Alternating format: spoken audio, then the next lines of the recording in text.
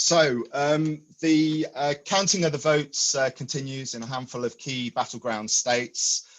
However, it is extremely likely we will now see Joe Biden become the 46th president of the United States, maybe. But what does that mean for those who wanted the end of Trumpism and his brand of populist politics? Should the celebrations start, or are we going to see the end of American populism and a return to American neoliberalism, austerity and war? Whatever happens next, it's important to reflect on the results so far. The swing to the Democrats was not decisive, and many working class Americans have stuck with Trump and the Republican Party. This includes, according to a report today, an increased number of Black American males. The US has seen a mishandled pandemic and impeachment, police racism resulting in deaths and violence, politics by Twitter, climate change denial, deregulation of key environmental legislation, and a trade war with China. And yet still the votes piled in for Trump and the Republicans. So who has won and what now for the left? Hopefully answering the impossible, we have as our guest speakers this evening, Dan Labots, who is an American Labour Union activist, academic, journalist and author. He was a co-founder of Teamsters for Democratic Union and has written extensively on workers' rights in the United States and Mexico. As Dan mentioned earlier, his latest book is a alternate history called Trotsky in Tijuana and can be found at all good independent booksellers. And Rowan's put a link up in the chat for that title. And joining Dan, we have Fanon Lakar, who is a New York City-based socialist organizer. She currently serves on the steering committee of NYC DSA, and recently worked as a campaign manager for Jabari Brisport. She's a member of the Bread and Roses Caucus, which is a Marxist tendency within DSA. So welcome both of you this evening, and thank you for volunteering your time to talk to us. So Dan, over to you. Thank you. I think this is the most important election maybe since 1932. The reason I make that analogy to that year, because that was the Great Depression. That was a tremendous challenge to American society. And I think we've been in a similar kind of position today. That is, I do not think this was an election like many other elections in the post-war period, where the Democrats and Republicans were virtually the same in some cases, or not great differences. I don't think it's even like Reagan or George W. Bush. This is a very fundamentally different election where we had an authoritarian president who was concentrating power in his hands, violating many of the democratic laws, traditions, customs, and so on, and doing outrageous things at many levels. I think you know about a lot of them. And so his authoritarian policies, and the fear on the part of many that this was opening the door to what could become a fascist kind of movement, made this a different kind of decision. I would say that the left in the broad sense in the United States, including those in Solidarity, of which I'm a member, and in DSA, the Democratic Socialists of America, by and large, people in both organizations, or many people in both organizations, I should say, leaned toward Biden. In Solidarity, there was a division, some people for Howie Hawkins, some for Biden, some for many people. I say many people in both groups have also put the emphasis, or some people in both groups, on building a movement as opposed to electoral activity. But for most people on the left in the United States, broadly and more narrowly, people wanted to defeat Trump, to remove Trump, and supported Biden, not because there was anything wonderfully attractive about him for the left, but simply to try to give us a pause from Trump. These elections, as you know, have taken place in extraordinary circumstances. We have 234,000 people dead here by the official count. Many people are comparing with previous years, think there are 300,000 dead. Not just 234,000, but 300,000 dead. The coronavirus has completely interrupted the economy. We have 12 million people unemployed. We were up to over 20 million people unemployed, a level as great proportionally as in the Great Depression. In addition, as you're all familiar with, we've had this tremendous roiling, important protests against racism that involved millions of people. These were the biggest demonstrations in American history. The New York Times estimated 15 to 22 million people in our nation of 330 million participated in these protests all over the country. There was no place they didn't happen. In little towns of all white people in Montana, they happened. It's quite an amazing, remarkable phenomenon.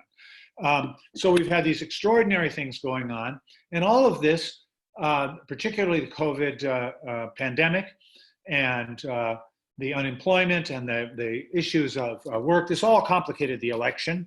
And the government and Trump also attempted to complicate the election by weakening the U.S. Postal Service, so it made it difficult to deliver ballots and return ballots.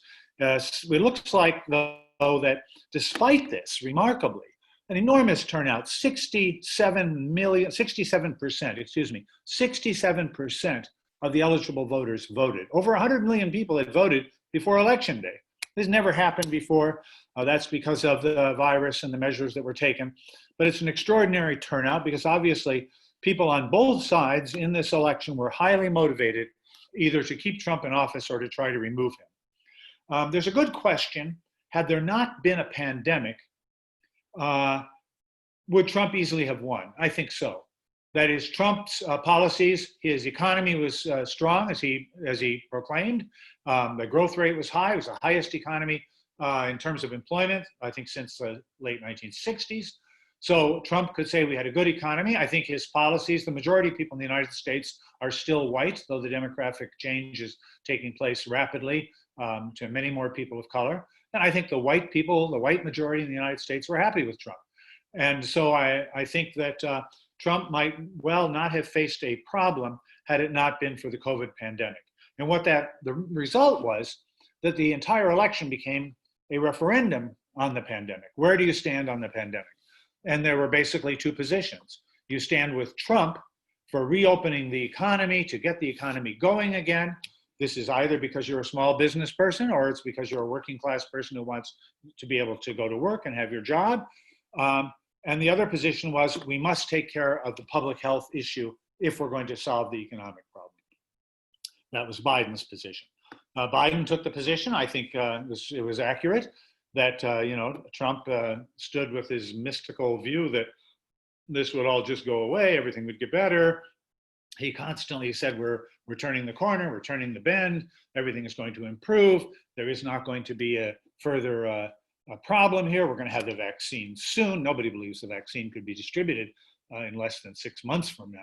So you had either Trump's fantastical claims, or you had Biden, who said, I stand with science, I want to stand with the scientists, we want to follow those rules. So that was the fundamental divide that voters faced. It was also made manifest in the behavior of both of these people. That is, Trump held his garden party, as you know, in the White House Rose Garden there, that became a super spreader event, including he poisoned with this COVID virus his wife, his child, many of his collaborators, close friends. I mean, his irresponsibility in handling this not only has taken 230,000 lives, but has also affected, he affected his own organization, the White House itself became a center of the virus, showing his incompetence. Pence, who was the head of the fighting coronavirus team, had members of his staff who were infected with the virus. So it was a total fiasco and a dangerous, horrible fiasco. And Biden and Trump continued this. He did these rallies. No doubt one of the reasons he has done so well in this election is he held these rallies, thousands of people, sometimes tens of thousands of people over the last couple of weeks, coming out of the hospital, went out on the road and held these enormous rallies where people showed up, many of them, most of them usually without masks, without social distance. Stanford University said it thought that thousands of people became sick and probably 700 people were killed by his rallies. And that was only halfway through the rallies. So Trump's behavior also demonstrated the choice before you. And Biden refused to hold large rallies. He would have people show up in their cars to big parking lots and toot a horn, or he would stand in some, he would stand with 20 people or 10 people in some huge room and make a speech. That is, he refused to contribute to that. So you could make a choice on the basis of ideas and also on the behavior of the two candidates. I should say that there's been virtually no discussion of any other candidates in this election. That is, Howie Hawkins, the left Green Party candidate, an open socialist, had almost no coverage, no interest. The people in DSA have never been interested in the Greens. I personally like Howie. I think he's a terrific person. I like his politics. But the Green Party had no following, no credibility, including on the left, I would say, if DSA is the biggest part of the left. And then the only candidate of some interest is Jorgensen of the Libertarian Party, who seems to be taking away just enough votes to cost Trump the election in a few of these states. So that's an interest. The Libertarians are right-wing party, as I'm sure you are aware. So that was the conditions. I don't know where I am for time. When you tell me when I have 5 minutes left and then maybe 2 minutes left. Yeah, sure. Of course, this was far from what we on the left would have considered an ideal contest. I can say that probably like many of you on this call, I'm a person who has always been in favor of the creation of a working class party. The idea of a labor party in the United States, that term doesn't always excite me because our labor bureaucracy is so conservative. And a lot of people, the idea of a labor party brings up all the things they don't like about unions. But certainly for a working people's party, a party of working people and the oppressed, people of color, LGBT, women, this should be a party that represented all this. We're all for that. We've been for that for decades. We haven't failed to construct it. It has not happened. Then we had the Bernie Sanders campaign. Many of us were supporters of Bernie Sanders and wanted to see Bernie Sanders elected. He became the standard bearer for a few reasons. Number one, he declared himself an open socialist. His campaign ended the taboo of talking about socialism in the United States, actually ended a couple of years earlier with the attack on Obama, that he's come out and said, I'm a socialist, I'm a democratic socialist, usually defining that as Sweden or Finland or something, but that was he wanted to say, I'm a socialist. That was important. It ended that taboo, and many, hundreds of thousands of young people went on Google, looked up democratic socialists, and ended up in DSA. You went to Google and that's where you ended up. So that was a tremendously important thing. Plus, he put forward the most progressive platform on questions of wages, health, and so on than we've seen in the United States, perhaps since Lyndon Johnson in the 1960s or something. He put forward a program that spoke to millions of American workers. And at first, he did not have enough emphasis on people of color, did not relate as well as he should have the Black and Latino community, though he's a lifelong civil rights activist, arrested for it back in college in the 60s. But he lived in an all-white state for years. Vermont is virtually all-white state. I think he did not have a lot of interaction, we say personally, in his state.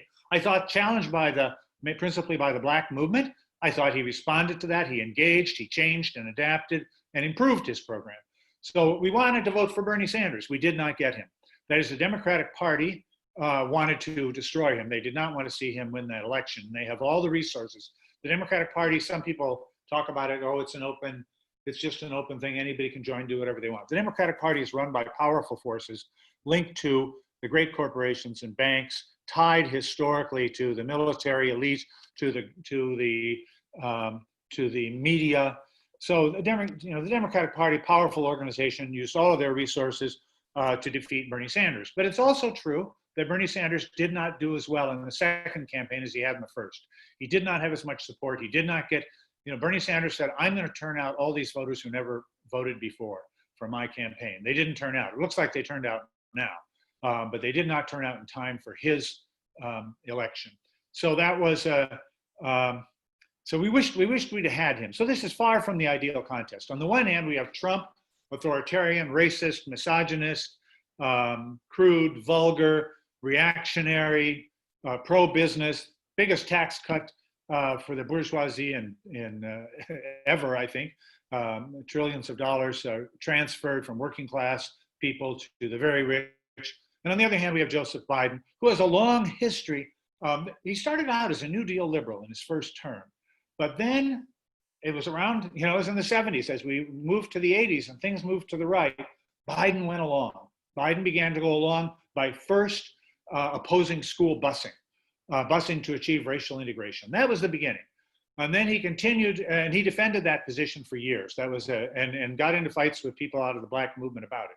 Then, but then he took the positions of joining with people in the Republican Party on questions of cutting taxes, on questions of cutting social services, and then was in two of the most famous things happened during the Clinton era, when he supported the reform of the social welfare system to throw people off of welfare. It's supposed to be a program to get people jobs. In reality, it was a program that took away many resources from working class and poor people who are trying to get a leg up, 5 minutes, Dan. Pardon? 5 minutes. Thank you.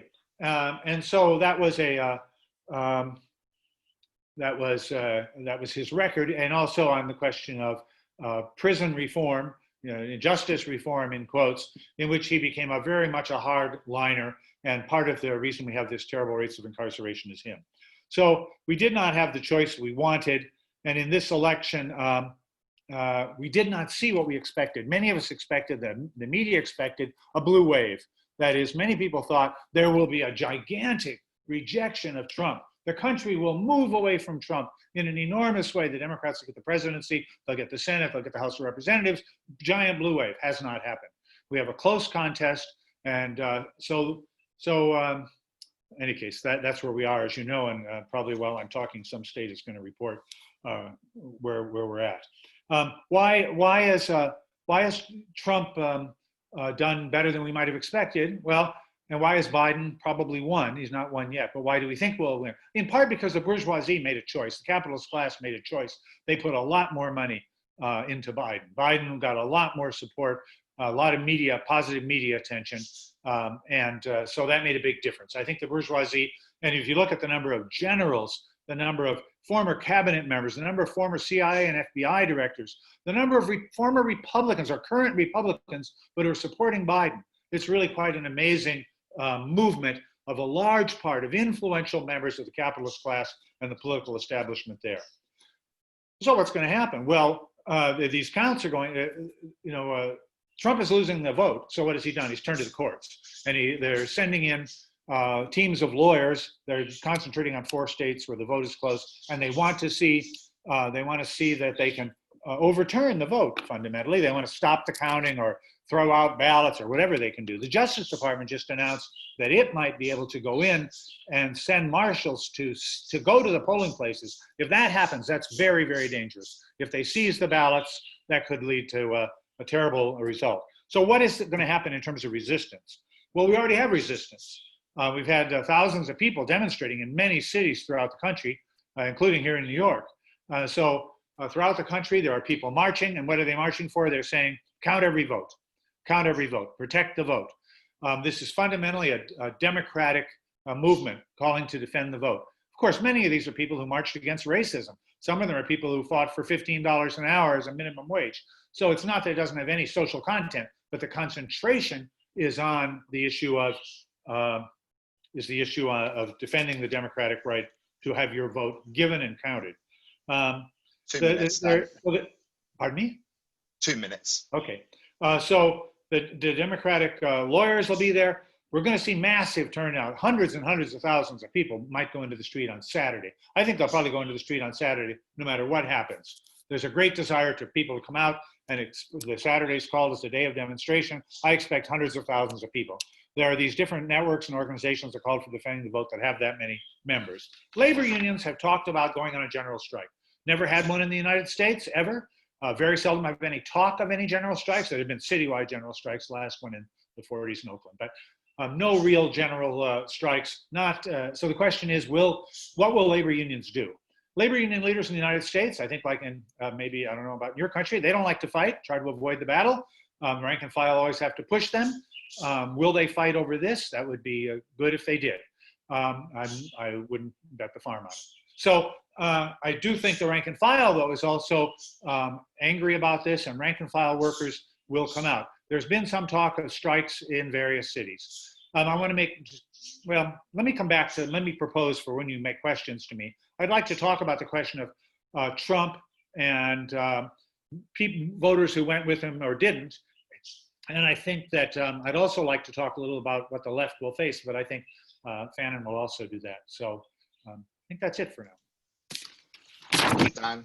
Wonderful. Thank you. Fannin, if you'd like to unmute yourself, is 15 minutes okay? 15 minutes will be great, yes. Yeah, cool. And I'll let you know 5 minutes and 2 minutes. Wonderful. And it's Fannin. Wonderful. Fannin. No, apologies. Great. Well, just before I get started, I just want to stress two things that Dan said that I think are very, very important. The first is that along with the alignment of major sectors of capital behind Biden in the recent election, and you can see it really clearly with the recent donor numbers, in 2016, money shifted towards Trump in the final 3 weeks. Major investments from finance firms were going into the Trump campaign because there was a sense like, oh, this guy could actually win. That was decisively not the case in this election. From the beginning to the end, Biden raised more money, after the primary, of course. Biden raised more money than any Democratic presidential candidate in history. And a tenet to that is a demographic shift in who is voting for the Democrats. One of the major things I think that had to do with Bernie's poor performance in the primaries this year was the fact that a large number of suburban swing voters, exactly the kind of people the Democratic Party establishment has sought to recruit to the party, came out for Biden and for the Democrats. And I think this spells a really difficult situation for the left for reasons I'm going to get into. But this major realignment and sort of like emphasis of sort of middle class, wealthy, suburban, white voters and capital produce electoral difficulties. And then the other thing I'll say is just that the extent to which this election was about COVID is like really quite astounding. And, Dan mentioned that Trump had going for him economic interests, but I actually think that we shouldn't be, we should be clear that also Trump in sort of like Trump's option is actually had an extraordinary rationality to it in the sense that like what Biden had on offer was shutdowns, shut down your life, stop talking to people. I think you are all back in lockdown right now. You know exactly how horrible it is. I think just the simple, like emotional, immediate, clear challenge of that, and the fact that it's easier to treat COVID now. People who are younger are much less likely to die, even than they were at the beginning of the pandemic. All of it sort of allows for a me and mine mentality that'll make space for, look, we're going to be okay, even if this abstract number about the number of people who've died continues to tick. I think it was quite astounding to see that. Okay, so a lot of what I say is going to run in a slightly different direction than what Dan said, because one of my premises is probably that the left has basically its entire stake tied up with the Democratic Party at the moment. And I hope in the future someday that there's a different possibility on the table. But for today, I don't see Biden-Trump election as a particularly important example, as an important instance in which the left would support a lesser evil Democratic establishment candidate.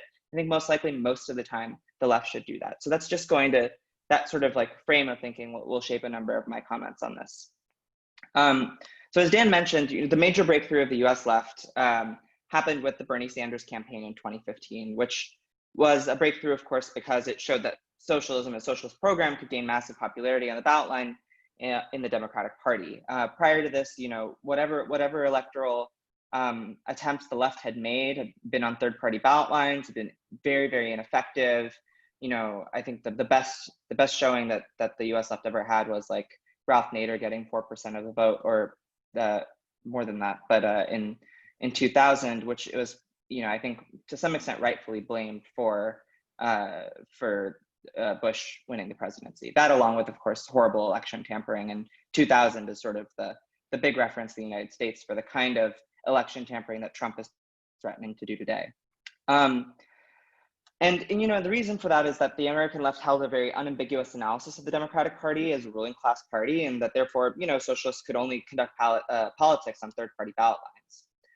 But with the massive awareness of our program, the possibility of running on the Democratic ballot line, socialists were able to, for the first time in 40 years, pursue a strategy in the state. And 5 years later, we've made some significant victories, electing several socialists to Congress, winning local office all over the country, but most of all in New York State, where we've elected 5 state legislators at this point. And I'll come back more to our perspectives in New York at the end of this. I guess, why is this important?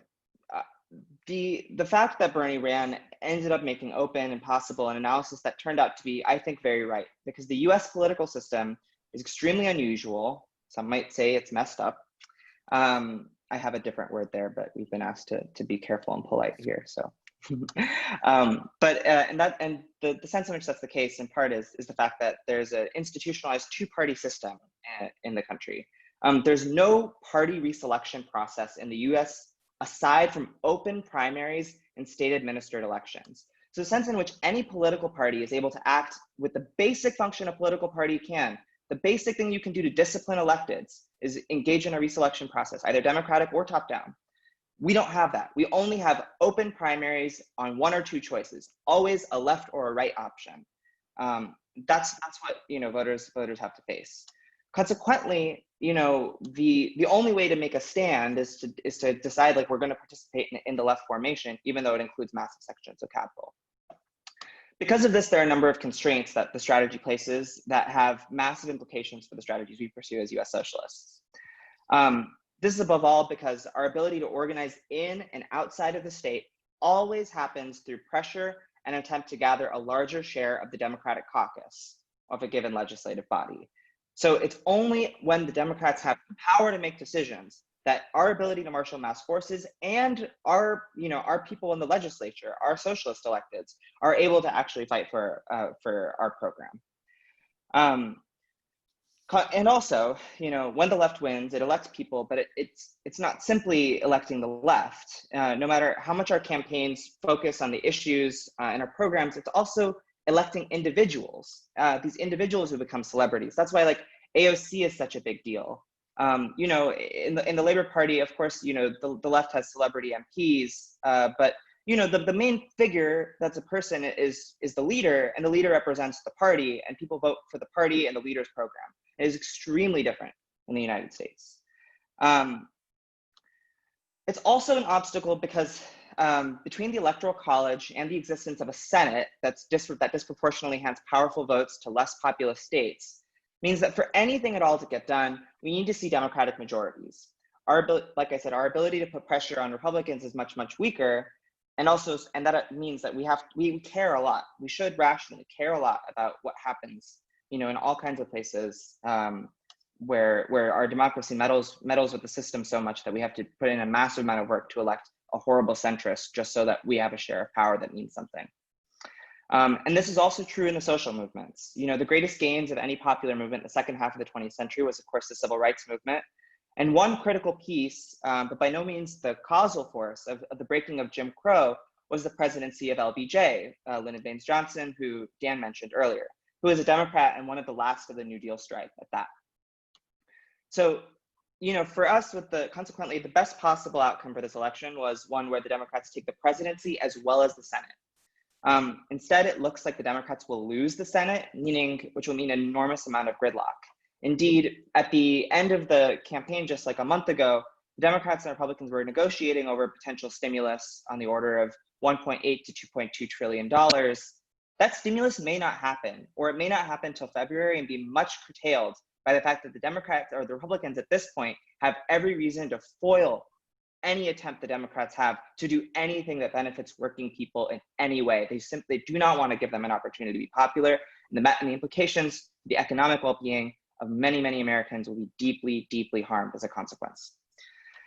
If the Democrats had won, we would have seen a large stimulus package get passed at the beginning of the term, and the amount of power we have in the state, plus the force of popular movements, could have forced through a green jobs program. We could have taken the first steps towards a Green New Deal, or at least really put that forward as a viable option. But because of the outcome, the likely outcome, that's essentially off the table, as is most of our capacity to influence any kind of policy outcome.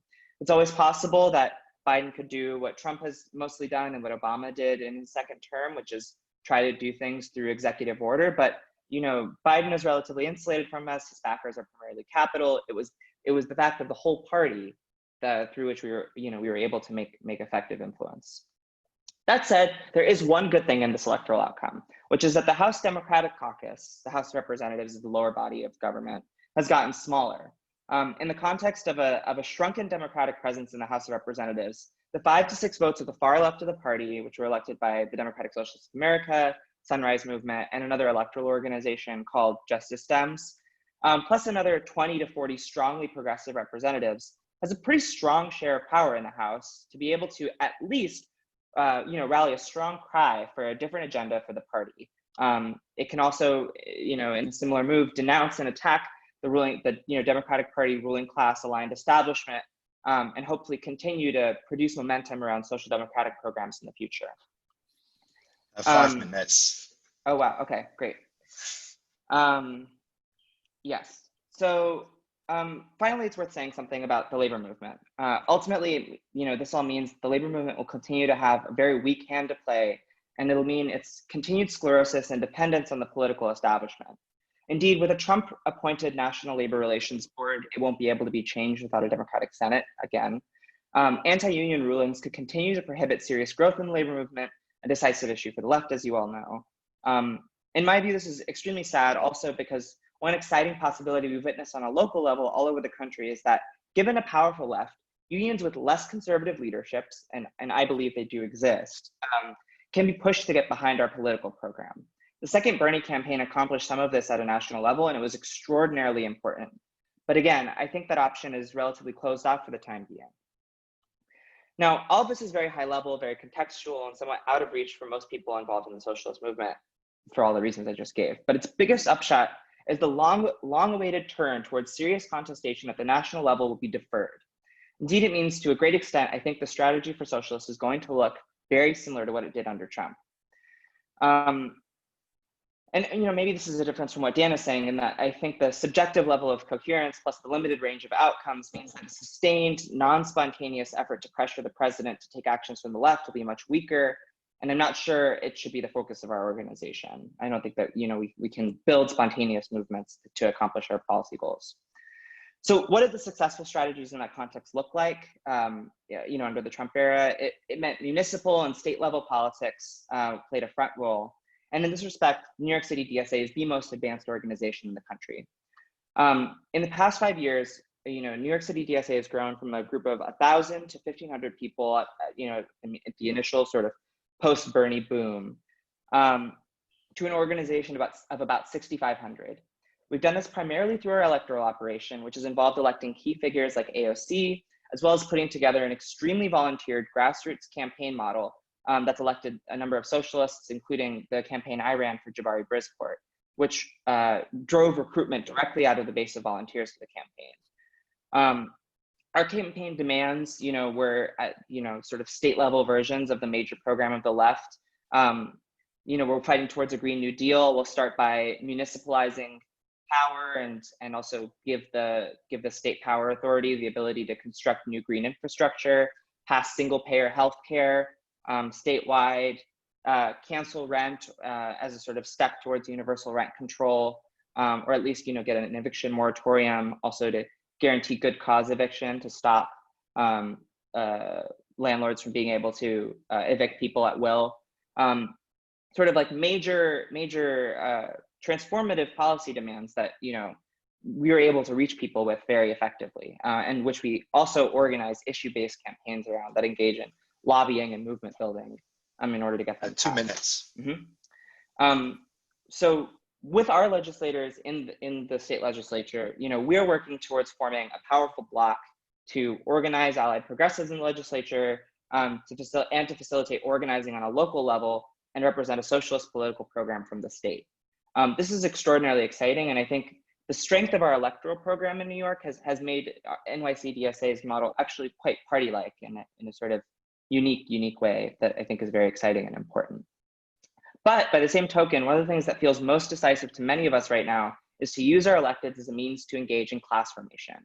Electeds get enormous resources and staff that we hope to work together with in order to organize tenant unions, support new labor organizing, generally engage the community and through their staff, sort of create working class activity in our districts that we're able to then meet people and take leaders and bring them into the socialist movement.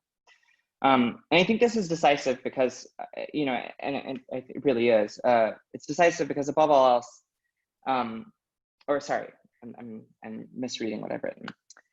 Above all else, I think this is what distinguishes us as democratic socialists from other progressive left currents in the United States. The idea that class formation and building a mobilized and active working class that's able to fight for its own self-interests is one quite different from just the mere assessment of voter turnout and analysis and mobilization. And so the question, I think, for whether or not we can actually increase worker organization and recruit a layer of leaders into the socialist movement is likely the decisive question for whether or not we'll be able to bring and activate, those people, those non-voters that Bernie wanted to bring in the long term. The future, rests with our ability to organize the working class. So I'll leave it there.